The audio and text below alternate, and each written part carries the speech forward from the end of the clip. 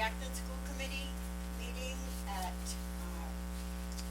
on Tuesday, February 11th, 2025. And we want to thank everybody who accommodated our change in date, so that we wouldn't have 2 Thursday nights in a row that we would be out with snow and not be able to continue on with our budget process, which we're really trying to work along on. So, let's start our meeting with Pledge of Allegiance.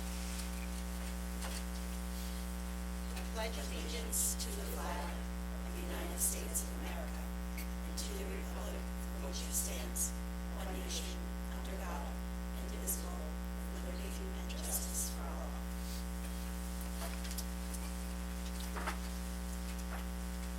Okay, do we have any adjustments to the agenda tonight? Yes, there's actually really 3 adjustments and 2 adds. I'll say these slowly for Jennifer Goodwin, who's going to take the notes from the film.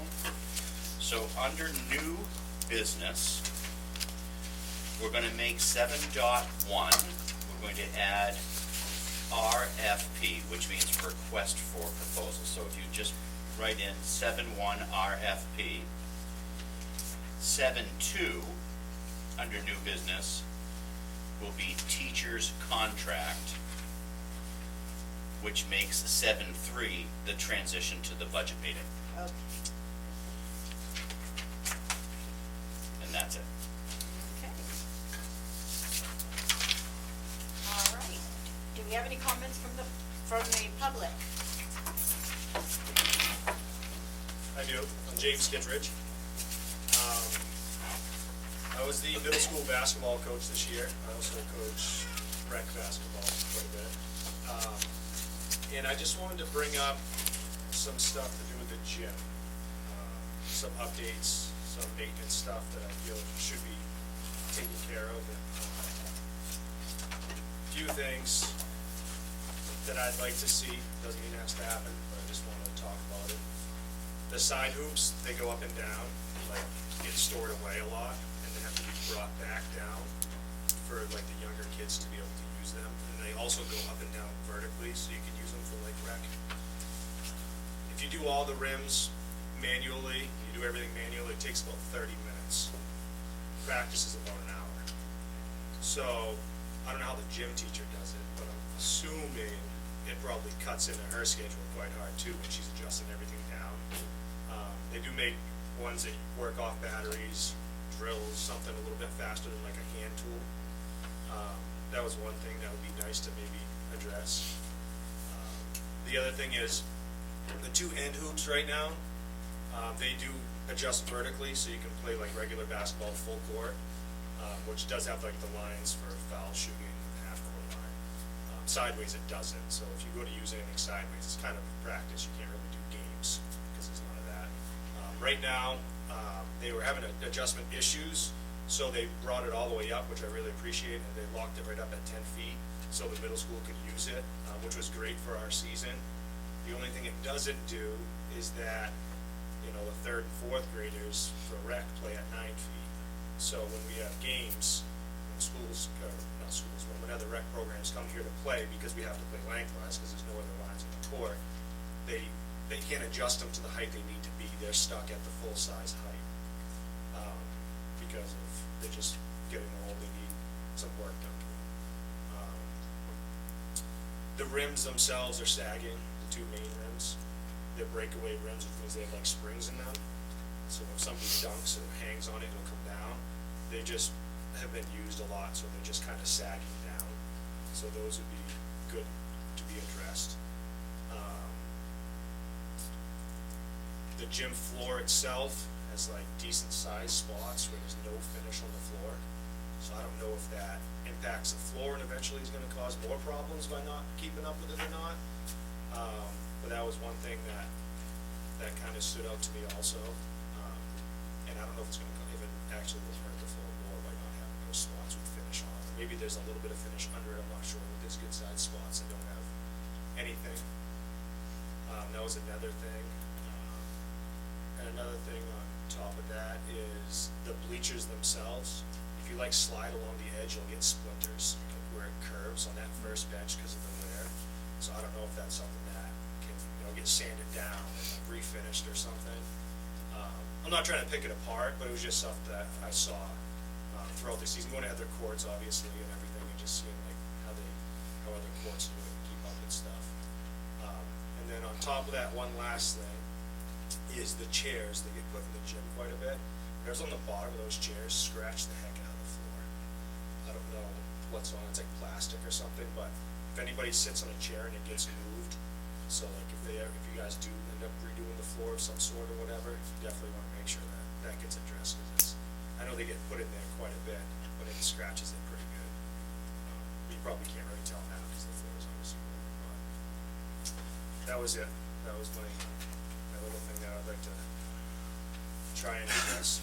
If I could address it awfully quickly, Yeah. you had brought it to my attention last week. Yeah. And I had suggested that you bring it to Andy directly, or the athletic director or someone. I was wondering if you had tried to do that before bringing it to the school committee. I brought it up to Ward, and he said that to come and talk to you guys about it. So, Okay, great, thank you. yeah. I just wanted people to know that you did speak with me, and I Yeah. did pass along the message. Yeah, So- no, I wasn't, and I didn't want Yeah. to like surprise anybody. Right, either. yeah, good for you, I'm yeah. not forcing this upon anybody, it was just stuff that it'd be nice to have, obviously more efficient with hoops going up and down and stuff would be nice. For the rec to be here and not have hoops to be able to play at the correct heights are kind of a bummer this season. But it was like a double-edged sword for me, because if they kept getting moved, my middle school team, it wouldn't have worked out for them, so I couldn't really complain, because, it's kind of both, it works, but, How much of a rec schedule is there left now that your season's done? yeah, not much. There isn't much. No, I was gonna say, 'cause no. now the 10-foot thing isn't as important because your No. season's over. Yeah, it's not really okay. worth messing Okay. with, because also the 5th and 6th play back at 10 feet. Okay, So right now, the 5th and 6th can play at the correct height, but 3rd, 4th, 1st, 2nd, pre-K, K, none of them can play at the right height. They practice this way though, so.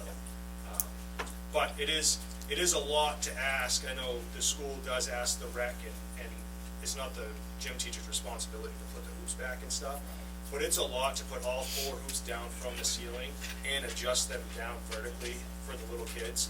And like I said, to do all 4 hoops by yourself, it roughly takes about a half hour to not just bring them down, but to actually bring them fully down to the heights for like the smaller kids. And I just see other schools, they just like walk up and turn a key, and it's like, I'm like, all right. Could be crazy money though. I have no idea.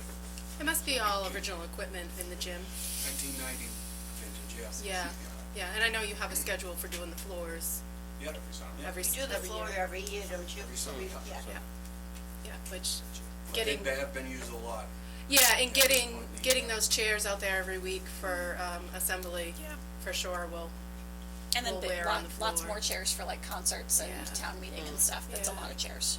Yeah, But- like, I think if the chair's just sitting there, it's fine. If it's second, Yeah, if sits it's- if on they it and moves it. wiggle and- Like if, Mhm. I had a kid just sit on it and slide it like a foot, and you literally just saw the lines like come up, and like all the dust kind of come with it, with like a polyurethane or whatever. I'm like, oh my goodness. So, yeah. But yeah, I know it's budget time or whatever, so that's kind of why I was mentioning some stuff. And I don't know how much of it is big money or small money. But So it sounds like just recently the, main hoops have become an issue. yeah, Yeah. they've been getting worked on for as long as I can kind of remember, like being here with rec, maybe 5, 6, 7 years or whatever. But they kind of jam up, and somebody works on them, fixes them, and gets them going. But it's been kind of an ongoing thing. But I think at this point, I think the best situation was to just get them to where they had to be at 10 feet, because I don't think they need to probably have major stuff or something, maybe more than just moving them up this time. It was something broke or something. All right, great, thank you. Thank you. Thanks. Thank you. So this would come under a visit by not probably go back to facilities. facilities. Might end up on long range, Yeah. It Depending on could. the- I mean, depending on I the think cost. Yeah, I think you're right, Amanda. You need to look at your costs and decide, is that long-range planning? Is that go back and drop into the facilities? Or Yeah. is that a separate article? Right. So you kind of got choices Yeah. depending on your costs, right? yeah. Yeah.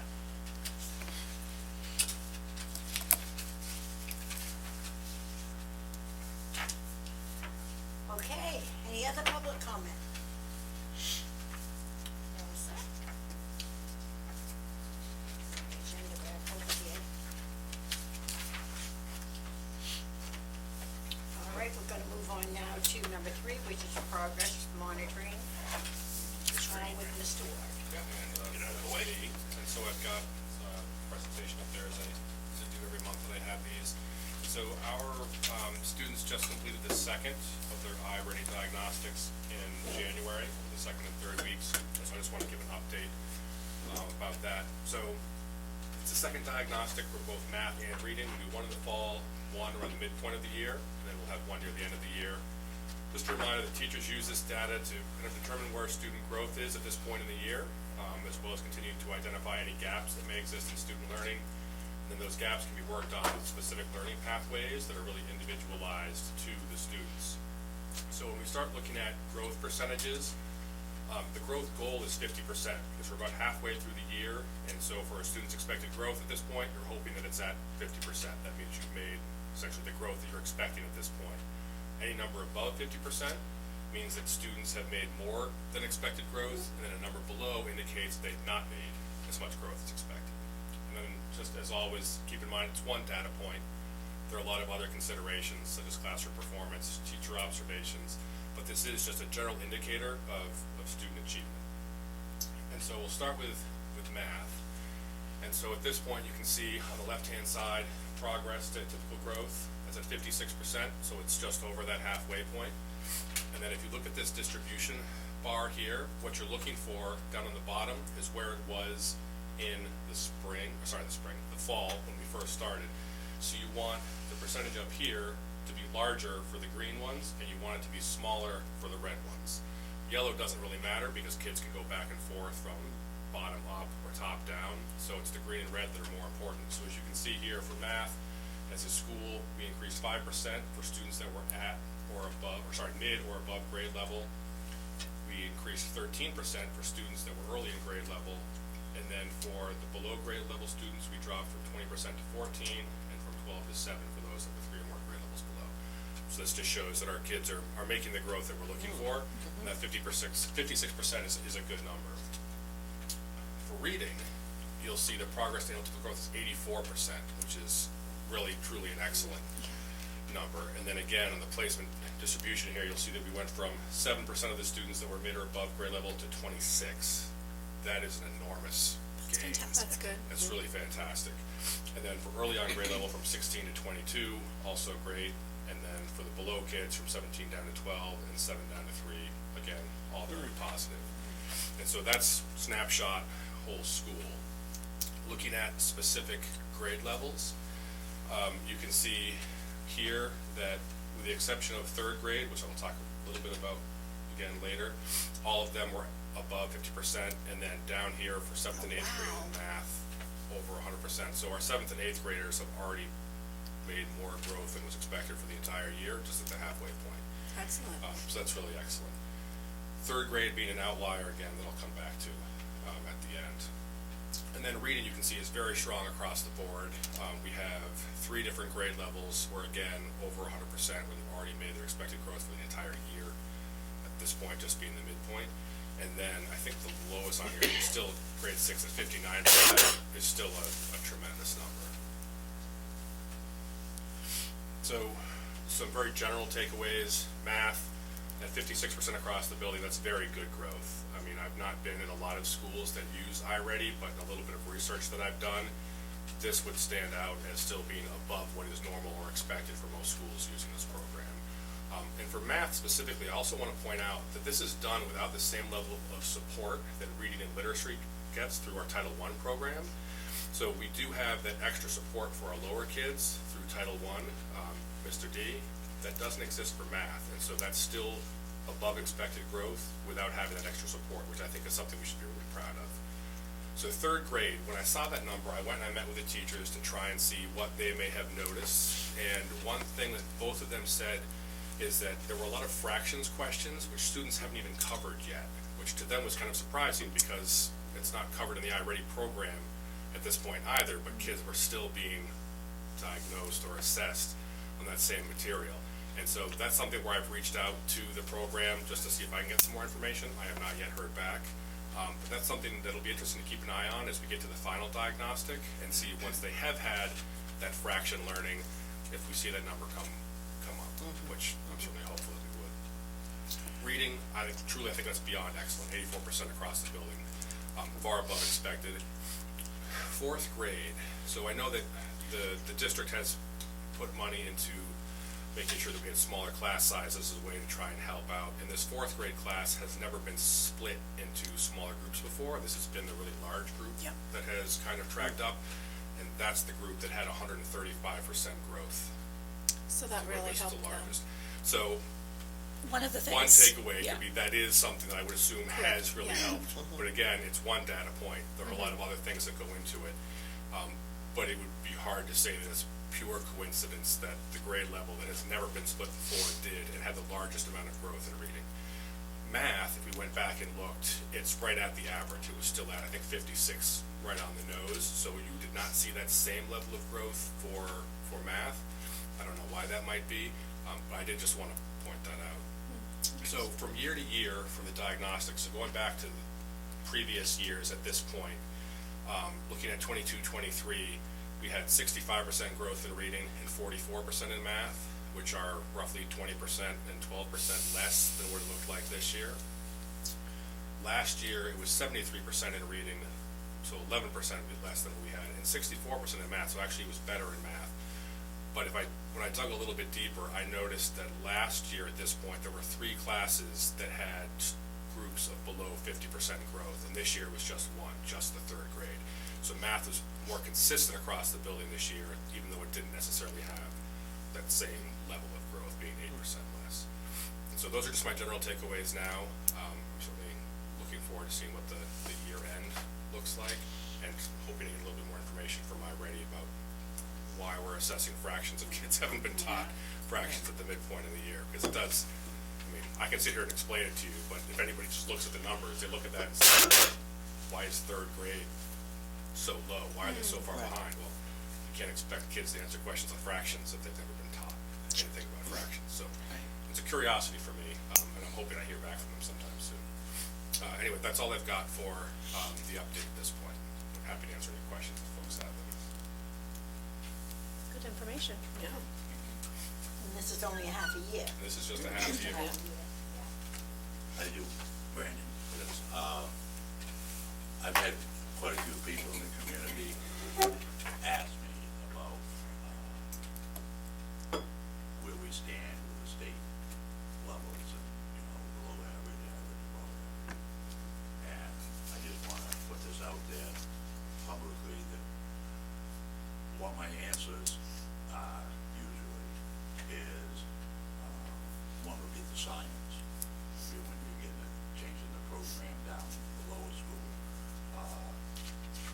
to more of a hands-on type of learning, which everybody knows and sees it, learn hands-on, that is, reading the book. And that's one thing that the school's doing, and every year that they're always trying to improve on this. And one of the reasons, as far as I'm concerned anyway, with like, for example, the 22-23 scores, our kids took a huge hit with this, everybody homeschooling during COVID and stuff. And to me, the school's done an excellent job trying to get the kids back up, be in the progressive like they are, and I just like to compliment the school on what they've done to do that with their kids, because I know it's a huge task for not only the kids, but also for the teachers. Yeah, I appreciate that, yeah, and so there are other considerations like Dennis is mentioning, so 22-23 was also just the second year of having this program at all, so it's still very new to staff. Kids were much closer to coming out of COVID, which was incredibly challenging for all families, students, and staff. And so this is something where I would also expect to see improvement and increases as both students and staff get more comfortable with the program and adjust to being in school again every day, because from what little research I've done around COVID, I'm certainly no expert at the impacts it has on children. I think we've all seen that this was not something where you just came back to school and picked right back up where you left off. I mean, especially for really young students, I mean, we're talking about our 4th and 5th fifth graders now, this could have been their first experience in school at all. There is a trauma piece to that, right? So I would only expect that to improve as we So I'm not giving out wrong information. You were not.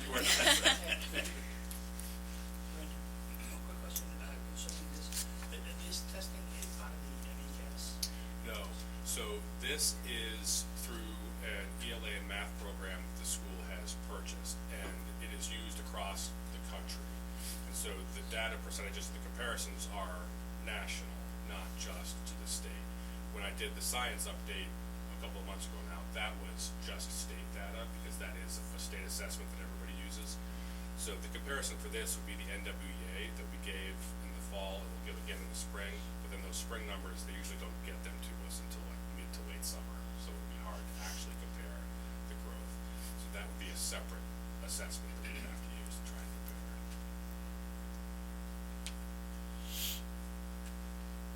So that really wasn't a question, Brandon. It kind of a statement. It was nice that you could be a spokesperson for us anytime. Any other questions for Brandon? No, these Great numbers all look update. great. Thank you so much. Good. Great to see the progress.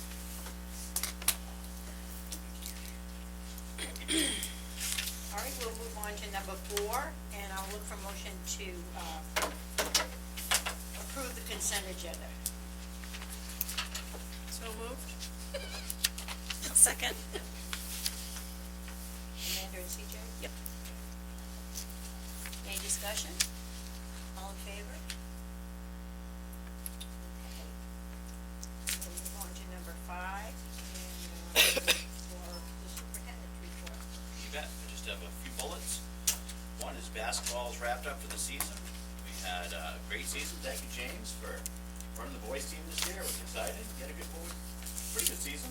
Oh, yeah, it was a Yeah. good season that I've seen. Perfect. Yeah, and the girls team did great. The thing I really liked that I saw this year is a lot of teachers showed up to the game. It was not only just the families and the parents, and grandparents, but a lot of the teachers came this year, which was really nice. That sense of community was a good feel for our home games anyway. And I don't know about you. Great. So basketball's wrapped up. We're gonna move into volleyball. It's a short season until we can get outside for our spring sports. We've had one remote snow day, as you're aware of. We can do 2, so we may have another one. Can't tell you yet. It's only Tuesday. We'll let you know Thursday morning. So we have 2, which count as school days because we're all set to go as for remote learning. And people have been asking me about the sledding hill. Love the sledding hill. We're gonna open it after, as long as the snow's probably gonna stick around, after February Like break. 2 more feet. I know. After February break, we'll open the sledding hill, and a letter will go home as to, you know, if you wanna bring your sled, how to get it here, what your kids should be wearing if they have access to the sledding hill. All those pieces will go out to parents next week. And next week is February vacation, so I wish everybody a happy February vacation. That's it. Thank you.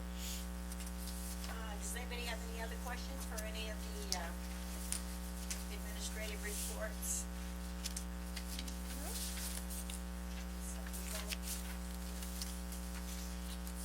Okay, then, let's move on to number 6, which is committee reports, and we'll start with the policy committee. So not a whole lot of big stuff this month. Just still going through and changing school board to school committee. Added some Oxford commas, which I am very much in favor of. Oh, punctuation. It's important to be consistent. Yeah, that was a policy this month. So these are all revised. There's one, It's the 6-1. second page. Yeah, this Yeah. one. Yeah, 614, so 614 is reviewed, 616 is, and 616 is a second read. that's on the second. Yeah. Looks like we can group motions and consent for 2. Yeah. Okay, so I'll look for a motion to You want me to do it so accept you don't as have to do it too? revised. Yes. I would like to make a motion to accept as revised ECAD 2, school security, ECAD 2R surveillance system rules. John liked this one. EGAD. EGAD, copyright compliance, and EHB, school records retention policy, as revised. Okay, look for a second for that. I second. All in favor? Okay.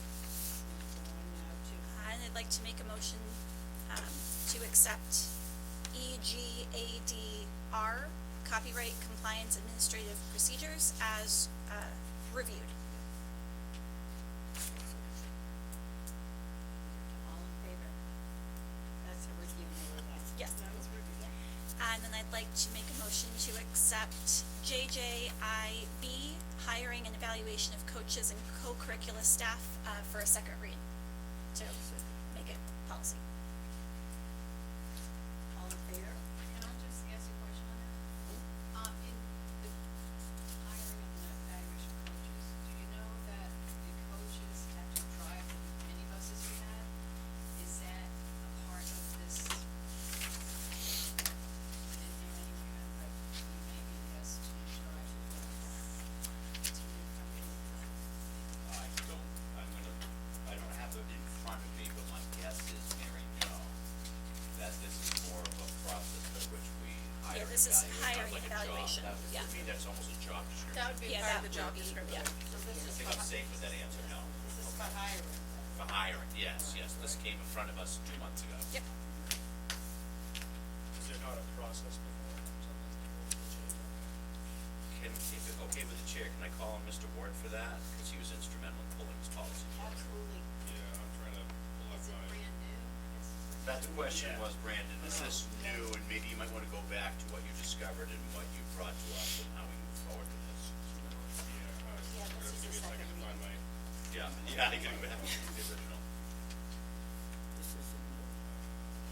It is Sure. the second reading. Yeah. Low on it. Correct, we need something that was out there, and Mr. Ward discussed that. Yeah, I wanna say that it came from, I think, some conversations that we had early on during, I think at the end of the fall season, where there was some confusion around whether or not coaches who had been in the position previously could just continue on in the same role, if they had to reapply every year, and I don't think it was outlined in the policy at all. So I think that's why we went in and wrote it the way we did, made the changes, so that was very clear now, what the process was from year to year, rather than just some years, I think people were allowed to continue on in the role, other years, they would have brought in or opened it back up. I think that's what I remember. We were following more of a past practice model than a Right. policy. But it and wasn't a policy, I think right. you found a couple of model policies in your research that Yes. really worked for Acton, if that's right? Correct. So I just wanna know, does it say like, it's always open to, I think it was in the teacher contract, is it always open to the teachers first, no matter what? Yes. Consult them, yeah. It's in the collective bargaining. Yeah, it's in the contract. The first reading was in December 12th. Correct.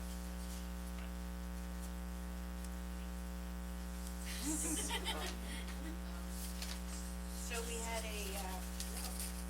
a motion, did we? Yes, and we voted. And we voted. Yep. This is all one.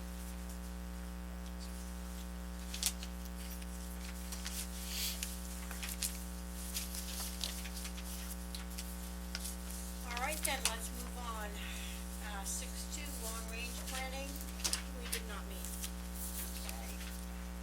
And how about negotiations? Negotiations are still going on with the support staff contract, and then 7.3, we'll talk about the teachers.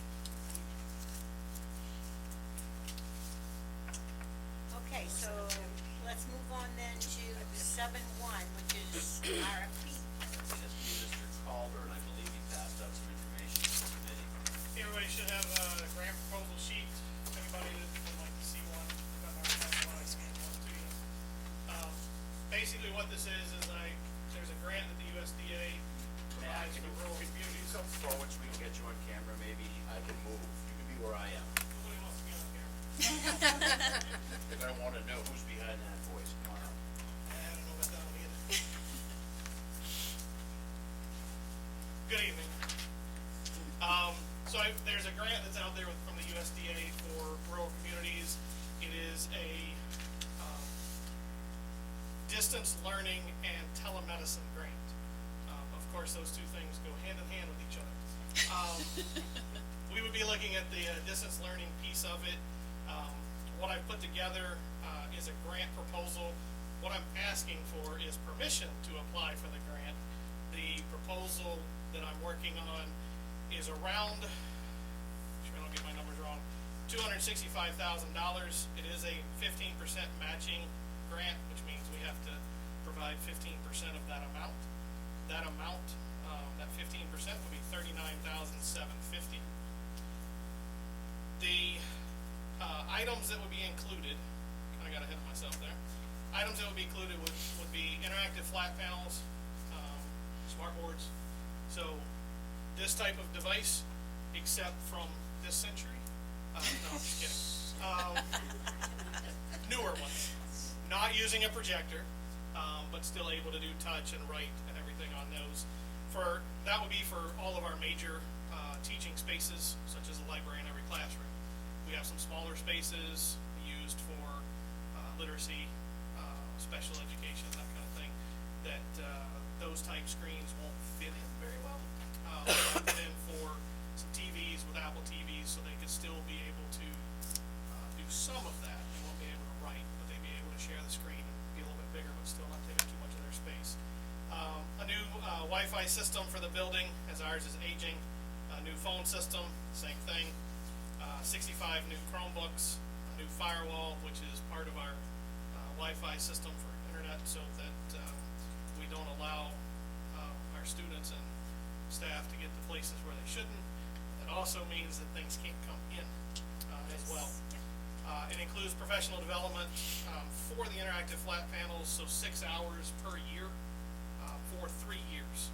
The grant is a 3-year program, so they allow us to pay for some items over the course of the 3 years. That professional development will be twice a year, so 3 hours each time. And then it would pay for our annual cost for the firewall and the phone system for that 3 years as well. The 15%, if we look at our budget for next year, what we have put into the budget, some of these items are already there, like the firewall, and some of the costs for the Chromebooks. So if we add all of the things that are already budgeted, and the back of this sheet has the a little table that shows you the different items, what they are. If you add together some of the items that we already have placed into the budget, then we come up with a total of $38,550 that this grant would cover, that we already put into the budget. Which means the difference between those two numbers is the district would have to come up with another $1,200 to match the 15% on the grant. That's assuming that everything stays like it is. The USDA, the people that run the grant, have the ability, not only, they don't just come and say yes or no, they actually can look at each line item. So I have to list the board, I have to list the mounting bracket for the board, everything is listed individually like that. And they can come in and say, yeah, no, you're not gonna get a phone system, or whatever the case may be. So the overall number can decrease, which then means our 15% is lower. However, looking at a couple of the items, if they remove certain pieces, then that also means that our matching piece would actually increase. Because if they take out the Chromebooks, that's something we're already listed to purchase for next year. So if they take that out, then we end up having to still purchase those, but we don't have that money sitting there. So my point of saying that is, so I don't want you to get the misrepresentation that right now, we'd only have to pay $1,200, but if we get the grant, it could be different, because they may not give us the full amount, and they may not, what they cut out may be different for us, as far as what we then have to can turn around and spend. There's a little explanation underneath. I'll let you read that at your leisure, as to what it kind of covers, what the items are doing. All of these items that are in the list, though, I will point out, besides the few things that are in next year's budget, everything else that's on there is also on our long-range planning for the Right. technology. There's nothing new that's added in, that's not already there. Do you know how soon you would find out if your grant, or what part of the grant might be approved for you? Yeah, and I looked and cannot find a deadline date for them. I can find a deadline date for me. Yeah. March sixth is when I have to have all the information turned in. But they don't give a deadline. It is a fiscal year 25. So I'm assuming that they won't start awarding anything, because it's coming from the USDA. I believe they are also July 1. Oh, February. Yeah, they're in October. State's July, that's October. So if they're following what their budget is, then everything should be awarded by the end of October. So, or beginning of October, whatever that is. But there's nothing listed in their paperwork or on the website that gives an exact date. I've talked to a few people that have done the grant before, and they're kind of up in the air. They'll tell you it can take a while to get the information. This is not one of those that's like, a year and a half, 2 years kind of thing, but we could find out in, quickly, or it could be, next October. Yeah. So you said this is $265,000 over 3 years, like it's a three-year project? No, the way they list it is, the money can be spent over 3 years. Okay. It's a 1 year to get the money, but you can purchase things that you can use over 3 years. So, equipment and everything has to be purchased during the year. Okay. But anything like the service, the subscription for the Okay, got firewall, it. that kind of stuff can be, paid for 3 years. Now, for us, what we would end up doing is paying all of that up front. Sure, okay, got it. In the first year, so that we don't have to turn around and hold on to the money or whatever Yeah. for Okay. the next 2. And sometimes we save a little dollars if we pay it in 3 years up front as In opposed to advance, yeah. yearly. Sure. All right, thank you for the explanation. Anybody else got any questions from that? Yeah, Yes, sir. last time we met, we talked about the dollar amount you wanted for the firewall services and something that we do. So what you're saying tonight is if the school board added $1,200 with the chance that we might get the grant. But if we don't get the grant, we'll still have the guarantee of getting what you talked about last time, the firewall. Yes, sir. Okay, I just wanted. It doesn't change anything from what we planned for the 25-26 budget. So the 1,200 extra is just, if we're fortunate enough, we'll get more for our Yes. money. We'd be able to get a lot more next year, than what we currently are planning for.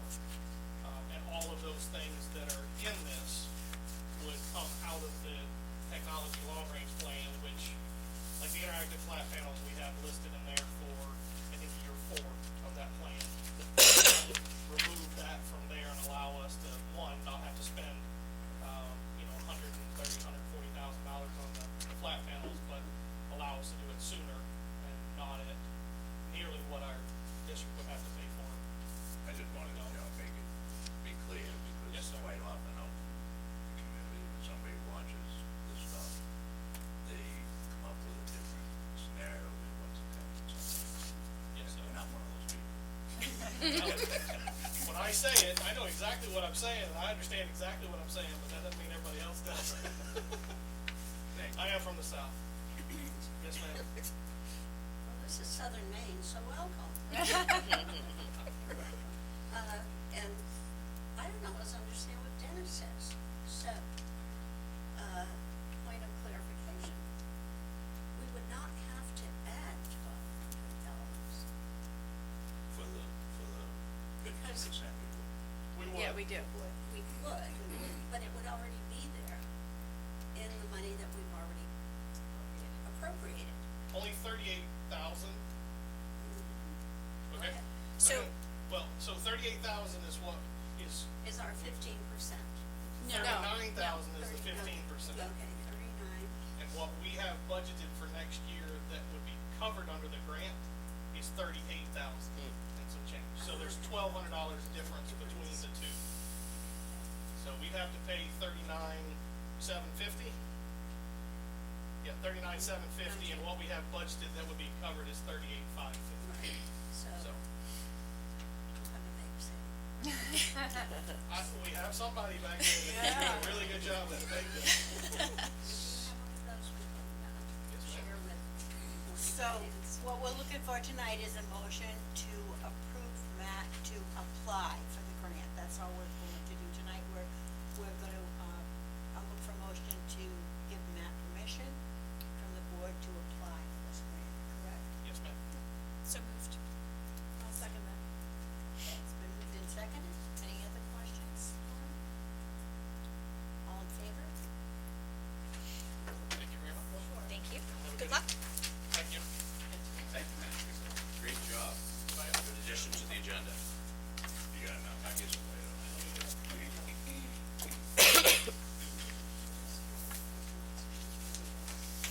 Okay?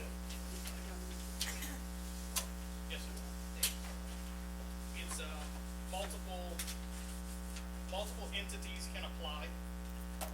It is open to city government, basically nonprofits. Schools are included in it. It's a nationwide, program.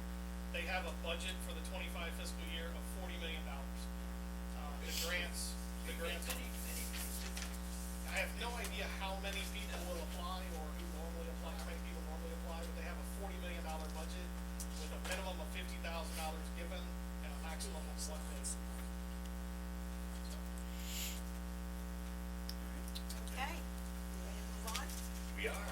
Okay, let's go on to, 7.2, which is the teacher's contract, and I'll turn that over to our, committee. So we were able to come to agreement with the teachers on everything. We just need to get it typed up now and do signatures, but we wanted to give an update. We do a lot of prep work when we're going into negotiations. We look at all the area schools, find out what they have in their current contracts, see how we compare, see what Acton has that the other schools don't have. And the teachers did a lot of prep work too. So pretty much everything that we noticed ahead of time is what they noticed also. So it went really well. Everybody was just really agreeable. Every meeting, we kept it to about an hour, which I think kept everybody's spirits nice and high. And some of the other things we take into consideration too is the community. Obviously, we know we have a lot of lakefront homes that bring in high taxes, but those aren't necessarily the people that are voting. And we always look at the cost of living raise every year, which this year is like 2.5% is what they're predicting. Yes, right. So, that's what came up with Google. So anyways, a lot of work for that. CJ is gonna run down the list of changes that we're making. Yep. So a couple of quick ones. In the list of, positions that are included in this contract, we changed counselor, or combined counselor and social worker to just social worker, cause she does the job of both.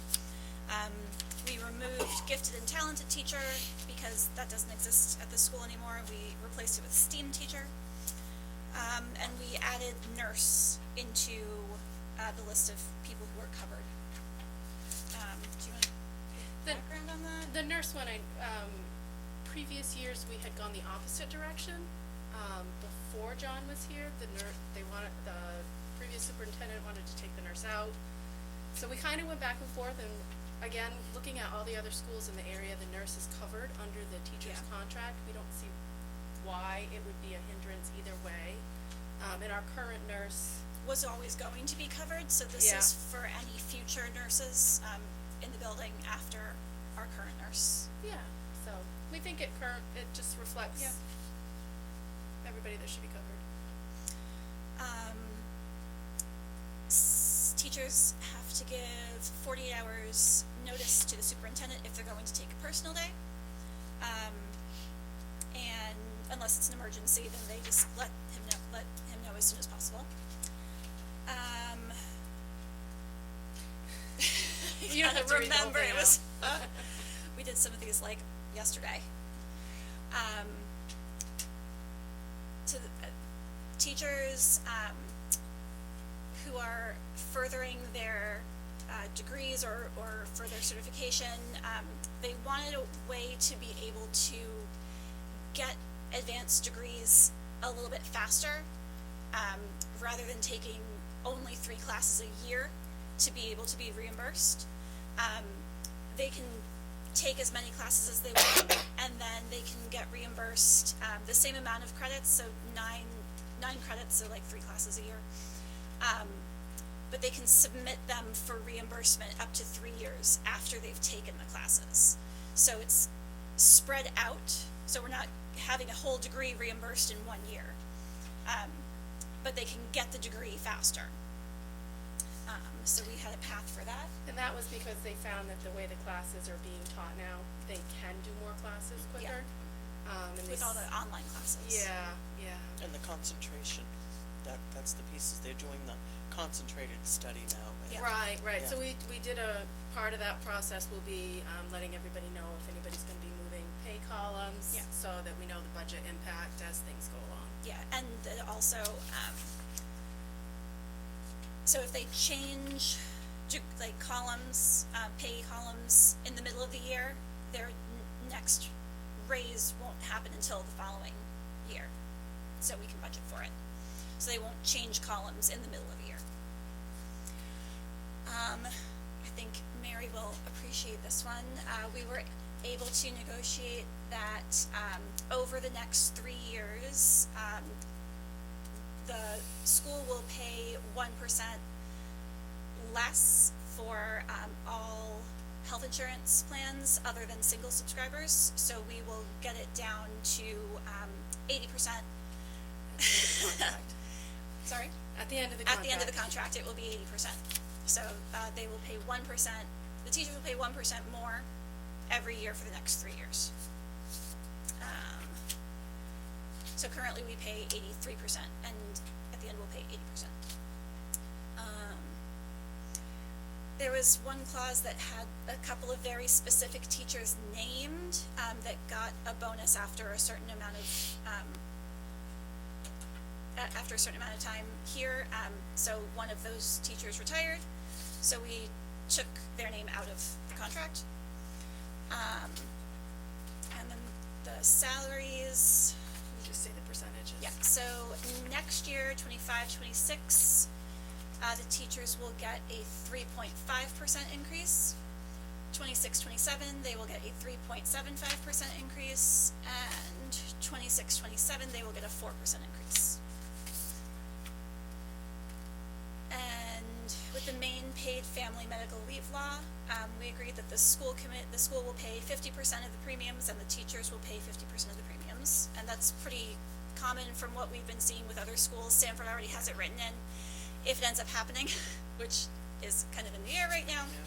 But that's pretty common that all the schools around us are kind of splitting that cost.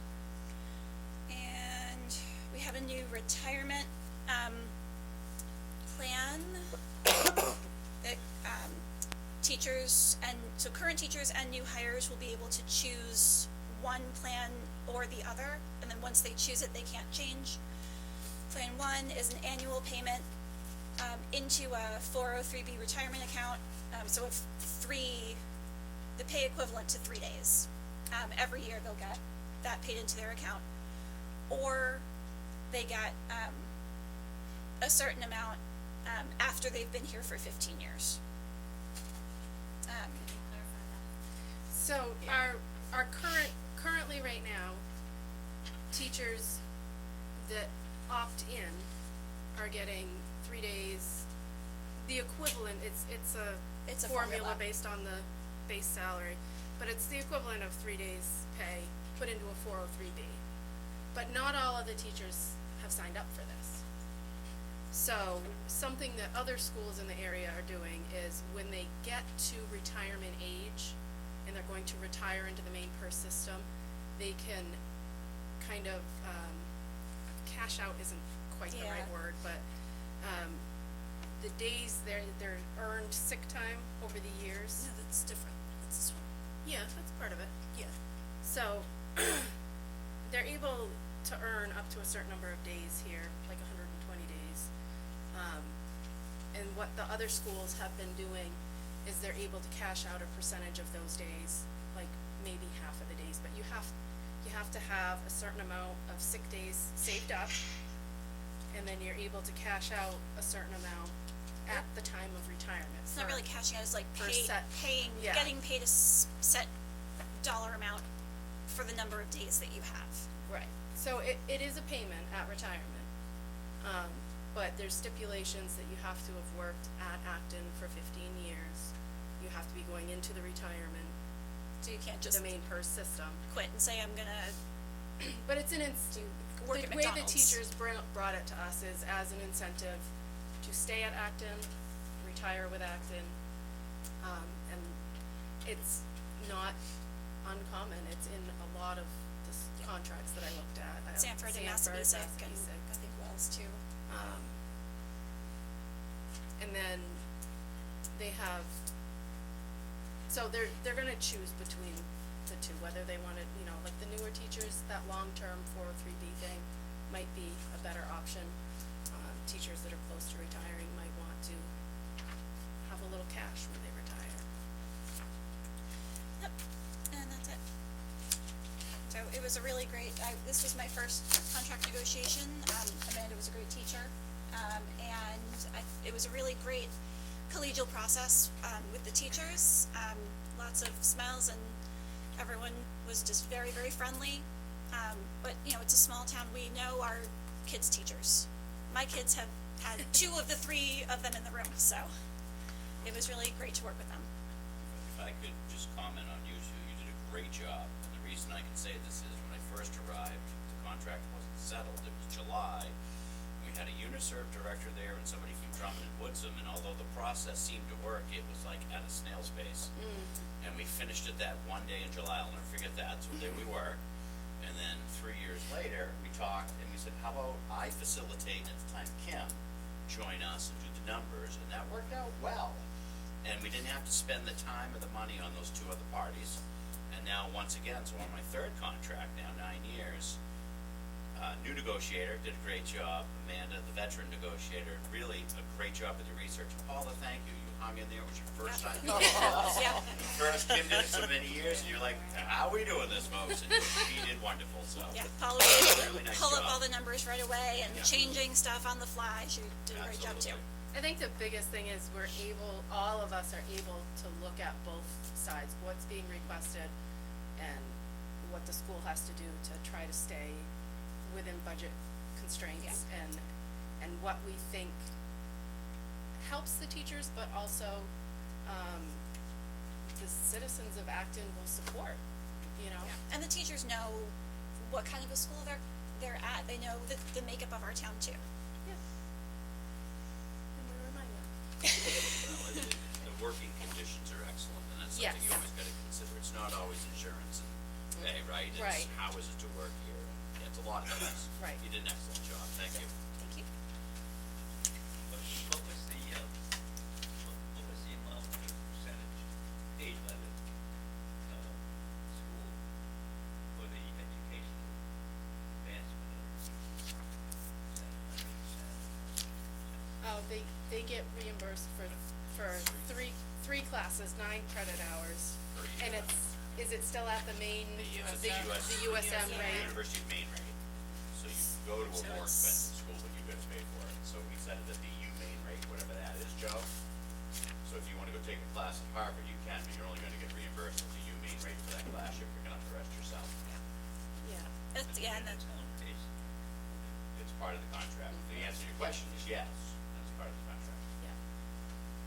It has been for many years. Yeah. Yeah. It's all, For all systems. thank you. You Everyone, said it. yeah. How much is the, health insurance gone up this year? We're gonna talk about that, I think, in the budget, but we don't know yet. They haven't told We us. should get it hopefully the beginning of April. Joe, to answer your question, we're putting in the maximum of 11% for our pool of, current employees, retirees, and whoever they cover. Everybody please keep your fingers and toes crossed that it'll be less than 11%. Anything else? Any more discussion from the board? Then Amanda, you wanna make a motion? You wanna, what do we need worded for the motion to accept? You accept. Our tentative agreements? I would say the TAs accept the tentative agreements, which is moving forward to a contract, and you'll sign it when it's written correctly. Both parties need to look at it, read it, make sure it's all Right. there. So I make a motion that we accept the tentative agreements that CJ just described. I'll second. All in favor? Yes, one question. You get that? Yeah. So, on the salaries, this year, it's 3.5%, right? Yes. But they're also paying 1% more for their medical? Yes, that's correct. Okay, so in essence, it washes down to 2.5. Well, No. no, because it's 1% more of their health insurance cost, which is about $340 more. For the most expensive plan. For them, yes. So, So every year our pay scales are set every year, every teacher moves up one step, which is $1,400. And then on top of that, this 3.5% will be on the base. Okay. So the whole scale will get adjusted from the base. Yeah. I think the basis of my point is that the teachers gave back. they did, They gave yes. back. Correct, yeah, So- yeah, and we went through all the numbers in the meetings to see what the difference would be. Right, because that's Yeah, something so I've seen happen a lot with, Yeah. with other companies where they take, usually it's the other way around, they take less in the salary to keep their medical the same.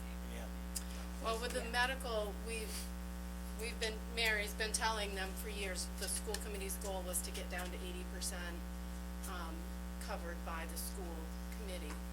And last negotiation terms, the insurance didn't move at all.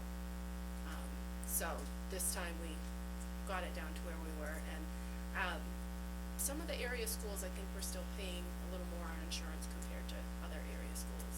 Yeah, so we- Sanford's hard to compare with, they have Harvard Pilgrim and some different plans that they use. Well, I mean, in the, budget climate that we're in, it's nice to see the different thing. Yeah. Yeah. A lot of times doesn't happen. Yeah, the teachers were really, really good at working with us. Yeah, and they had a couple of people who had been in the negotiations before, so they kind of knew that was something that was that the school committee had kind of been talking about for a while.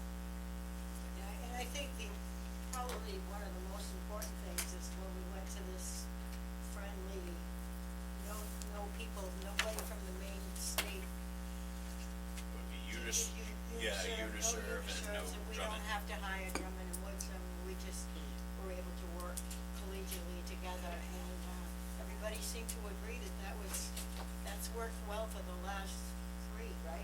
Last three or 2.5. two. With the lawyers there, because that's what Uniserv is, really a lawyer, it's just Yeah. every, I have to say, Yeah, so, yeah. So we're all set? Yes. I just want clarification on something. It's been said out there in the community that every teacher gets a step increase every year. And I've been saying it depends on the years of service, whether that's true or not. No. No, That's how it used to be. well, we have 20 steps, so you start your first year on step 1 with your brand new teacher. Zero? One. So, but every year you move up one step. So But when we get to years, So this is next. yeah, when you've been here for 15 years, no? Get on to- They overlap for 5 years. Right, yep, at 15 years of experience with a minimum of 5 years in the district, you have an extra $750. At 20 years, extra thousand at 25 years, 2,750, and at 30 years. Those aren't stepping. Right. No, those are longevity, Longevity bonuses. because the steps, So I have, the right. steps stop at 20. Okay, thank you very Yeah, much. I just wanted to make sure. but they that- do move up every year until 20. Yeah. But the Right, increase that's great. So it's half, right? will account to whether they have a bachelor's, Yeah, a or master's. master's. Step. If they move, No, Yeah. The if they steps move don't. columns, so we have Across. bachelor's, Yeah. bachelor, Right, Bachelor's plus 15, right. So that masters, gives them masters plus more 15. I increase. appreciate all that. I just wanted to squelch the rumor that, if I was working here 30 years, I still getting step increases. Not after, that's No. not no, you're going you get a longevity payment, the thing. but that's it, yeah. But also, just as a note, our step increases Are are, even.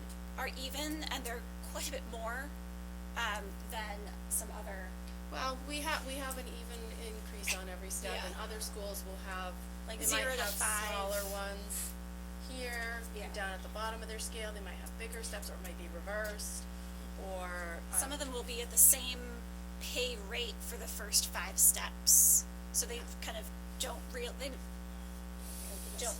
don't get a step increase, they'll But move steps, but. This was negotiated from the teachers the last contract, 2 contracts ago, I just Yes. wanted to. Yeah.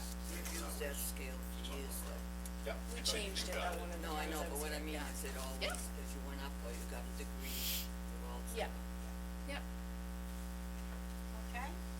Did we vote on that? we voted. Okay. Then we can move on to Transition. 7.3 and transition into our school budget.